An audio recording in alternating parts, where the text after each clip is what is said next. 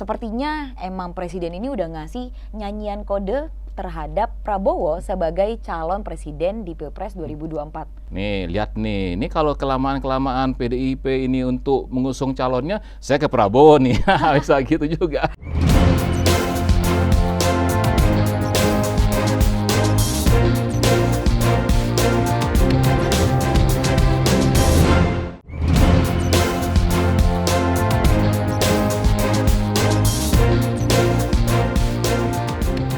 Hai pemirsa Voi Talk kini hadir dengan tampilan baru membahas seputar politik, hukum, gaya hidup, hingga ekonomi secara menarik. Kali ini kita akan ngobrol tema terkait nyanyian kode Jokowi. Nah, kalau bicara soal nyanyian kode nih, pasti kita ingat nih soal film Warkop DKI dengan judul Nyanyian Kode. Gimana Mas Iwel?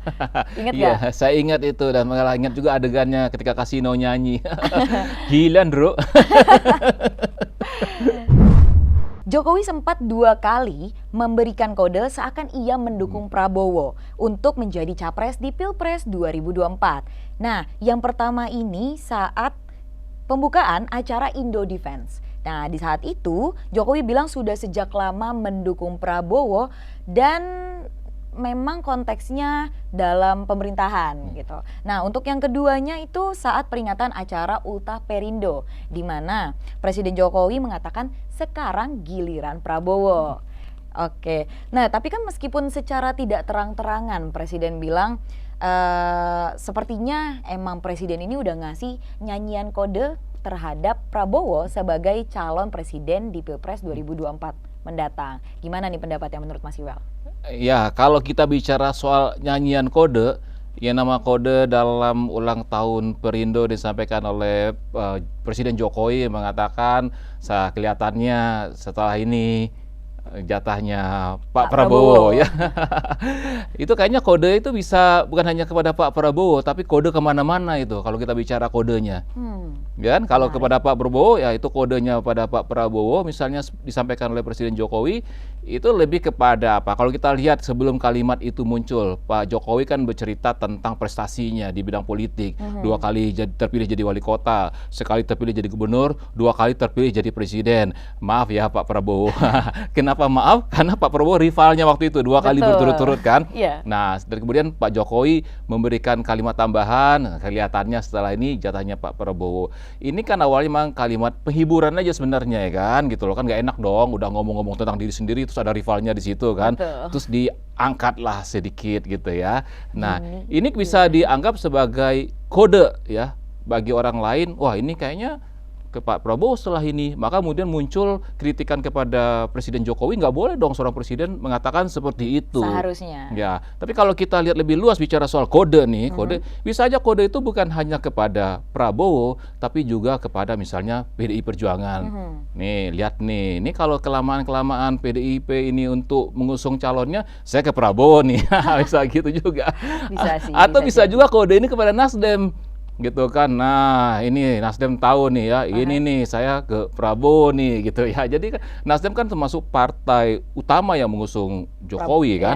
Nah dulu awal-awal juga Nasdem yang lebih dulu tuh mengatakan Nasdem bersama Jokowi gitu. Sekarang Nasdem bersama Anies tuh di mana-mana kan gitu. Nah ini bisa kode juga kepada Nasdem. Jadi kalau kita main kode-kodean ini kodenya bisa kemana-mana sebenarnya gitu. Nah yang akhirnya kemudian adalah yang harus hati-hati Pak Prabowo jangan sampai kena PHP, jangan sampai kemudian baper. Kenapa? Waduh, ini Pak Jokowi waktu itu katanya selanjutnya jatah saya, tapi kok nanti tengah jalannya ke calon yang lain misalnya gitu ya, atau nggak terlihat ya kan? Kita lihat nanti aja ya. Atau bisa juga ini kodenya adalah ya namanya Presiden Jokowi kan juga pingin ya setelah nggak memerintah lagi nanti, itu juga pingin penerusnya itu atau presiden berikutnya hijau menjalankan program-program Presiden Jokowi yang sudah dirintis dari sekarang.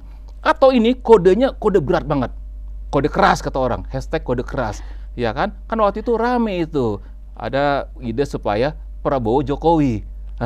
Jangannya kode juga nih, udah Prabowo, selanjutnya giliran kita nih, nggak apa-apa Prabowo presiden saya wakil, bisa aja kan kemungkinan seperti itu, karena itu nyanyian kode. Nah kalau kita tanya Kasino almarhum masalah ini pasti jawabannya itu tadi, gila bro. Tapi bicara soal kode nih, menurut Mas Iwal sendiri, apakah yang lebih tepat ini sinyal atau kode? Ya, kalau kode kan sebenarnya kan yang paham adalah di antara orang yang beri kode. Saya kasih kode ke Dinda gitu ya. Kemudian produser kita ngeliat, Mas Iwal ngasih kode apaan tuh? Ya, yang saling paham kan antara kita berdua aja kode itu ya. Nah, kalau seandainya memang di antara Jokowi dan Prabowo pernah terjadi perbincangan percakapan tentang Pak nanti tak endorse gitu misalnya. Ini kode bisa jadi kode juga. Tapi kalau sinyal itu kan kayak isyarat yang orang bisa baca ya. Kalau kita lihat sinyal, semua orang bisa membaca itu. Nah, apakah ini benar-benar sinyal? Dalam politik itu kan tidak bisa ditentukan yang hari ini akan sama dengan besok. Besok akan sama dengan lusa. Nah, pada hari itu bisa jadi itu adalah sinyal. Tapi nggak tahu apakah sinyal itu akan kuat bertahan lama atau nanti tiba-tiba kita kehilangan sinyal gitu. Sinyalnya hilang nih gitu. Jadi udah nggak ada kelanjutannya, bisa juga seperti itu. Oke, tapi bicara soal kode ataupun sinyal ini, ada satu hal yang menarik perhatian saya bahwa terkait latar belakang budaya Jokowi sebagai orang Jawa. Kan banyak memang Jawa ini diidentikan dengan simbol gitu. Bisa jadi memang karena Jokowi bicara soal kemarin, yang kali ini giliran Pak Prabowo, ya kan? Apakah itu bisa juga menjadi simbol bahwa karena ini gilirannya Pak Prabowo, atau memang karena biar Nasdem tidak mendukung rival gitu? Ya, kalau dilihat, kalau membicara apa yang kata Dinda sampaikan tadi itu, ini adalah simbol. Ya, ini adalah kemudian juga adalah memberikan kode-kode, tanda-tanda, itu bisa aja ya. Tapi kalau kita lihat sekarang, sebenarnya kan Pak Prabowo ini sudah mendeklarasikan diri dulu. Duluan Pak Prabowo kan, Gerindra deklarasi Prabowo presiden. Nah, muncul di media kemudian ya agak redup lah ya, ini secara objektif ya redup. Dibandingkan Anies setelah dideklarasikan oleh Nasdem itu jadi di mana-mana. Bahkan ketika Anies ke Sumatera Utara tuh ramai sekali, antusias ya publik. Nah, walaupun kemudian sampai tanggal 10 November yang disebut-sebut akan ada deklarasi bersama antara Nasdem, PKS dan Demokrat, tidak ada tanda-tanda terwujud nih ya, belum terwujud itu kan. Nah, ini juga menimbulkan tanda tanya. Kode juga nih. Nah, jadi Demokrat ngasih kode juga nih. Mungkin nih kalau seandainya kelamaan nih entah apa gitu ya. Kita kan di PKS juga gitu. Jadi saling memberikan kode sekarang ini. Nah, jadi Presiden Jokowi juga kemudian ya udahlah, dalam situasi sekarang ini yang benar-benar terlihat itu. Yang terlihat yang sudah deklarasi sebagai calon presiden yang menonjol itu adalah Prabowo dan Anies. Ya sudah, ini kode simbol ya Jokowi lebih ke Prabowo. Nggak tahu nanti kalau tiba-tiba Ganjar juga deklarasi, apakah terjadi perubahan sinyal? Kita lihat perubahan saja kode. nanti. Kan kode bisa berubah-ubah kan? Betul. Password aja boleh diubah, apalagi kode. Hanya seputar kode yang memang tidak jelas gitu kan. Nah, oke, kalau begitu kan tadi kita sudah menyinggung soal Anies Baswedan. Berarti kan Anies ini menjadi saingan terberat, berarti Prabowo menjadi saingan terberat Anies Baswedan. Nah, apalagi kan yang digadang-gadang sama pemilih-pemilihnya Jokowi, ini akan condong ke arah Pak Prabowo. Gimana nih prediksinya dari Mas Iwal? Ya, kalau pada posisi sekarang ini, kalau emang head to head kemudian antara Anies dengan Prabowo, ya tentu otomatis adalah Prabowo ini adalah rival berat daripada Anies, begitu juga sebaliknya. Tapi kalau ini terjadi, mengingatkan kita kepada apa yang terjadi antara Prabowo dengan Jokowi. Dulu Jokowi ketika menjadi gubernur DKI kan yang ngusung Prabowo, ya kan? Kemudian akhirnya ketika Anies jadi gubernur DKI yang ngusung kan Prabowo juga, ya bersama PKS kan. Kalau dulu Jokowi kan Gerindra dengan PDI Perjuangan gitu ya. Nah, sama berhadapan. Atau jangan kemudian nanti rival lagi, kalau seandainya Prabowo yang menang, Anies jadi menterinya Prabowo. Atau sebaliknya, terulang lagi nanti. Kita nggak tahu gitu kan. Apa mungkin cerita lama gitu kan, sama seperti hanya mengulang saja siapa yang sosoknya. Tapi gitu. Ya pasti sekarang publik juga menanti Ganjar atau Puan. Karena dua ini kan di PDI Perjuangan saat ini gitu. Apakah Ganjar atau Puan yang akan diusung? Kalau seandainya Puan kan disebut-sebut Prabowo bersama Puan. Tapi masalahnya apakah mungkin partai pemenang pemilu itu jadinya wapres, padahal punya kader yang potensi menjadi capres. Dan punya potensi juga untuk menang ya, punya potensi juga untuk menang. Nah ini kan kode-kode yang mesti kita pecahkan, dan PDI Perjuangan pun harus buru-buru memecahkan kode ini karena politik itu bicara momentum. PDI Perjuangan harus belajar juga loh dari pilkada. Contohnya waktu pilkada di Banten, Rano Karno kalah sama Wahidin. PDI Perjuangan kalah kan. Di Jawa Timur juga kalah. DKI Jakarta juga kalah kan gitu. Ahok waktu itu dikalahkan oleh Anies gitu ya. Nah, hanya di Jawa Tengah tuh yang menang ya, Ganjar. Jawa Barat juga kalah. Ya kan, jadi yang dusung oleh PDI Perjuangan itu juga kalah. Dari kota besar lain seperti Sumatera Utara, Jarot yang dusung oleh PDI Perjuangan juga kalah sama Edi Rahmayadi. Jadi harus berhitungnya dengan cermat, harus dipecahkan segera kode ini. Udahlah, mau Ganjar atau Puan. Nah, kalau seandainya Ganjar yang dideklarasikan, kita lihat nih, apakah kode dari Pak Jokowi berubah, misalnya, oh maaf Pak Prabowo, kayaknya ini kelihatannya jatahnya ke-skip nih Pak, ke-skip gitu. Jadi itu bisa aja kan. Betul, bisa sih, bisa jadi ya. Setelah Jokowi seakan-akan mendukung Prabowo menjadi Capres 2024, lembaga survei membuat simulasi Capres dan Cawapres. Nah, Prabowo di survei Indostrategi dipasangkan dengan Ganjar Pranowo.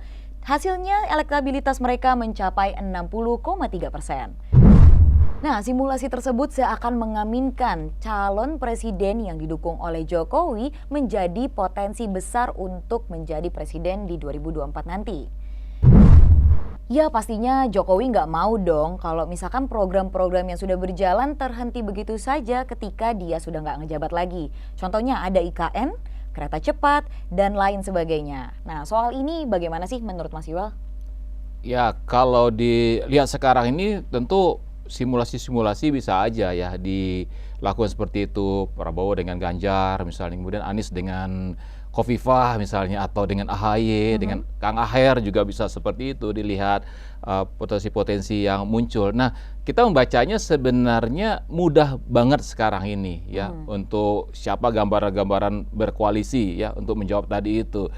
KIB sudah pasti solid itu ya, Golkar, PAN, P3 itu solid. Tinggal nih siapa yang akan diusung nanti ya, walaupun sudah banyak, udah rahasia umum katanya KIB itu untuk Ganjar, itu udah rahasia umum kan, seperti itu. Kalau PDIP kemudian ngusung Ganjar, terjadilah KIB plus PDIP ya kan. Nah, Gerindra gimana nih? Gerindra ada kemungkinan dengan PDI Perjuangan gitu ya, misalnya Prabowo, Puan, atau akhirnya mungkin nanti atas perintah Ketua Umum Partai Ganjar jadi cawapresnya Prabowo. Ya mau gimana lagi kan gitu, misalnya seperti itu bisa aja terjadi gitu. Nah, atau misalnya kalau Gerindra tidak dapat PDI Perjuangan, ya satu-satunya adalah dengan PKB, karena dengan KIB nggak mungkin kan gitu ya. Jadi dengan itu dengan PKB, dengan PKS ya, kalau PKS solid dengan Demokrat, dengan Nasdem ya nggak mungkin. Jadi mungkin nanti Prabowo dan Muhaimin. Nah, simulasi Hasil ini kan sebenarnya mendorong itu. Namanya survei itu kan mendorong nih. Ini loh kemungkinan. Akhirnya nanti elit politik ini memutuskan ya apakah nanti mereka akan merujuk pada survei ini. Nah, tapi biasanya setelah survei yang pertama ada survei berikutnya lagi. Misalnya survei berikutnya itu kalau Ganjar dan Prabowo lebih menang 70%. Bisa jadi. Atau Prabowo Anies lebih tinggi. Itu bisa aja gitu. Karena survei itu juga kan terus bergerak dinamis sebenarnya gitu. Nah, tersebutnya nama Ganjar sebagai capres mendampingi Prabowo Subianto yang tadi sudah disebutkan. Jika memang terjadi nantinya, apakah mungkin akan ada yang terluka? Atau contohnya Caimin. Karena kan sejak awal nih PKB emang sudah sama Gerindra gitu. Gimana? Ya kalau Caimin saya rasa nggak akan terluka karena sudah terbiasa. Kan setiap kali pilpres Caimin pasangnya capres ya nggak? Coba PKB capres, akhirnya menteri gitu kan. Jadi udah biasa kalau Caimin ngadapin gitu. Karena memang ketua umum itu standarnya harus tinggi. Harus sebagai capres walaupun harinya jadi menteri ataupun nggak jadi menteri itu urusan lain gitu. Standarnya memang harus seperti itu. Nah ya perlu sekarang juga diamati adalah Anies. Siapa nih yang akan menjadi pendamping Anies? Nah kalau saya sih udah dapat bocoran ya, ini A1, tapi nggak tahu apakah boleh dibuka di sini. Saya menunggu kode dari produser dulu nih, boleh nggak nih? Anies Gimana? udah ada pendampingnya. Siapa itu Mas? Langsung Apa- aja apa lah, mumpung kita kita buka? lagi acara Voice Talk kan? Ya, ini justru ini yang sudah A1 sudah pasti banget nih. Aha. Ya, jadi yang pantas mendampingi Anies itu, ya, ulang nih, yang pantas mendampingi Anies Baswedan adalah istrinya. Ya itu memang sudah pasti sih, tapi kan kita bicara soal pemerintahan. Bisa aja Mas Iwel ya. Itu kalau bercanda memang iya, oke, memang istrinya menjadi pendampingnya. Tapi nih kita ngomong serius, kira-kira dari Mas Iwel ada prediksi nggak sih siapa yang bakal jadi calon pendamping Anies untuk capres nanti? Ya, kalau memang koalisi ini solid, Nasdem, Demokrat, PKS sudah terlihat siapa yang akan mendampingi Anies. Pilihannya adalah AHY atau Aher. Kan PKS sudah mengusulkan Aher. Demokrat udah pasti gitu, AHY. Jadi pilihannya antara AHY dengan Aher. Ini dilihatlah siapa yang menurut mereka bertiga itu, ya, menurut partai koalisi ini yang pantas untuk mendampingi Anies. Jadi sudah terbaca sebenarnya, dan itu udah bisa disimulasikan aja nanti di survei internal mereka. Kalau Anies dengan AHY berapa, Anies dengan Aher berapa, ya, atau mungkin coba aja iseng, kalau AHY dengan Aher berapa gitu. Boleh dong, namanya simulasi. Menarik. Oke, terkait soal AHY dan Aher, kita bicara soal Nasdem. Kemarin kan tanggal 10 November harusnya Anies ini sudah deklarasi gitu kan. Tapi sementara Nasdem itu lebih dulu deklarasi. Gimana menurut Mas Iwel? Ya, kan emang awalnya mau Nasdem deklarasikan dulu Anies sebagai capresnya Nasdem, ya. Kemudian terjadilah komunikasi politik dengan Demokrat, kemudian juga dengan PKS. Ya, kemudian terbentuklah ini cikal bakal koalisi. Ya, baru cikal bakal ya, karena kan belum secara resmi kan. Betul. Kalau mereka sudah deklarasi bertiga, itu baru mereka sudah berkoalisi. Tapi gitu, katanya ya. masih pacaran, Nah, Pak. tapi kan ini masih ya tarik ulur lah, kayak main layangan gitu ya. Jadi ada yang mungkin belum selesai di antara mereka bertiga yang perlu diselesaikan gitu. Jadi politik itu kan juga hitung-hitungan kan, ya, hitung-hitungan. Ya, politik itu terkait dengan angka-angka kok sebenarnya. Ya dong, kalau suara-suara itu angka kan, Iya, betul. berapa suara, berapa elektabilitas itu Itu angka. hanya persoalan angka. Persoalan angka. Nah, setelah pembahasan dari kita tadi nih, kira-kira ke depannya ini bakal seperti apa sih? 2 tahun ke depan kita sudah harus memilih calon presiden. Gimana dari Mas Iwel? Yang pasti hari demi hari, minggu demi hari, bulan demi bulan kita akan berhadapan dengan kode-kode, dengan sinyal-sinyal. Justru bagus, Dinda. Dengan adanya kode-kode dan sinyal-sinyal dalam ranah politik ini, membuat acara kita ini jadi panjang.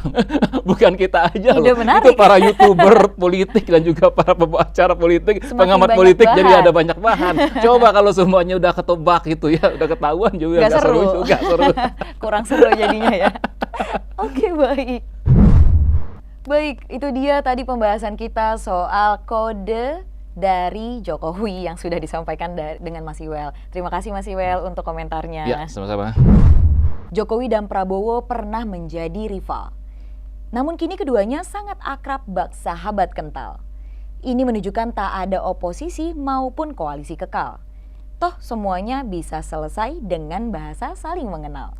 Dan itu dia tadi pembahasan kita di Voice Talk hari ini. Jangan lupa untuk saksikan berita lainnya di voi.id atau kalian bisa juga subscribe ke YouTube kami di voi.id. Sampai jumpa di program Voice Talk berikutnya. Mari bicara bersama Voi.